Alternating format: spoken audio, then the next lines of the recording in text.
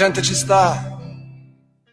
Buonasera a tutti, bentornati a Liberamente, variazioni e scorribande qui su Radio Libertà.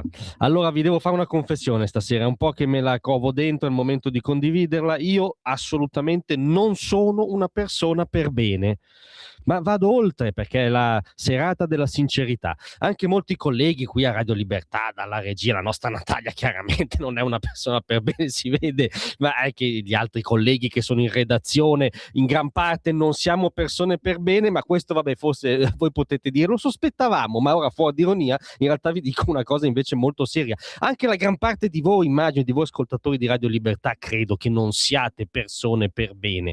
Cosa sto dicendo? Sto delirando? No.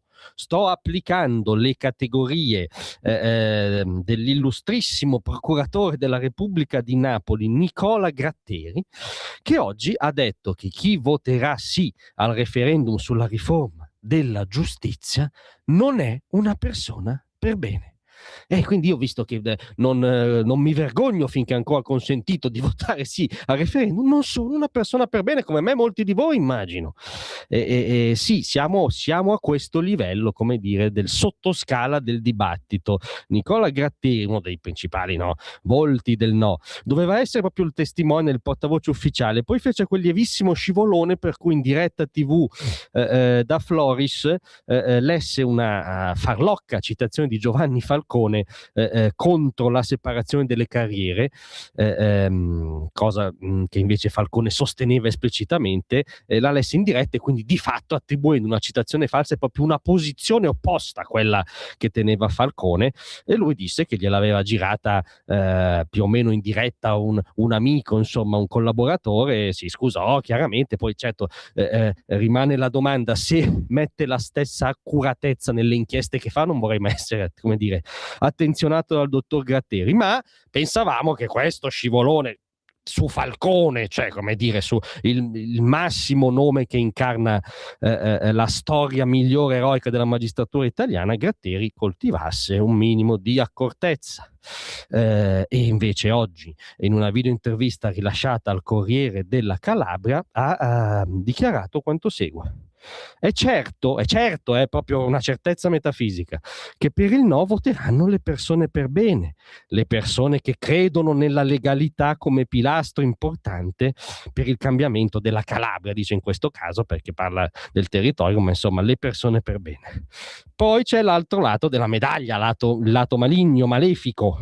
Voteranno per il sì? Ovviamente, cioè è pacifico, è assodato, quasi non c'è bisogno di dirlo, gli indagati, gli imputati, la massoneria deviata e tutti i centri di potere che non avrebbero vita facile con una giustizia efficiente. E quindi capite che evidentemente io a mia insaputa e molti di voi con me si ritroveranno in una di queste categorie: indagato, imputato, massoni deviati o un centro di potere a vario titolo. No, Radio Libertà non è un centro di potere, è una testata giornalistica che reputa ancora di poter dire la sua e di poter invitare a votare sì al referendum sulla giustizia senza essere per male, perché ora, fuori di ironia, questa uscita di Gratteri è molto importante perché spiega la differenza di approccio proprio per quelli come Gratteri, per gran parte delle anime belle progressiste. È una questione morale, cioè c'è una differenza morale che in realtà è una differenza ontologica. Loro sono i buoni, noi o chi non è dei loro rappresenta i cattivi, cioè non siamo persone per bene, perché solo le persone per bene votano no? E per noi non è così. Tra l'altro con queste categorie non sarebbero persone per bene Sabino Cassese, uno dei massimi, allora Sabino Cassese, ex giudice della Corte Costituzionale, poi uno dei massimi professori di diritto costituzionale, ex presidente della Corte Costituzionale, ex parlamentare del PC, Augusto Barbera, Gaia Tortora, una collega che ha nel cognome, nella storia di famiglia, qualcosa che riguarda la mala giustizia, in parte di coda. Ecco, tutta questa gente evidentemente non sono persone per bene con queste categorie folli. Noi non adottiamo queste categorie folli, non è in ballo una questione morale morale, la divisione dell'umanità tra giusti e reietti. È in ballo solo una convinzione sulla architettura della polis. Vogliamo o no una giustizia che dà più garanzie e che è più corrispondente ai sistemi in voga nelle democrazie occidentali? Se la risposta è sì, votate sì, che vi assicuro io, sarete comunque persone per bene. Grazie a tutti, a domattina.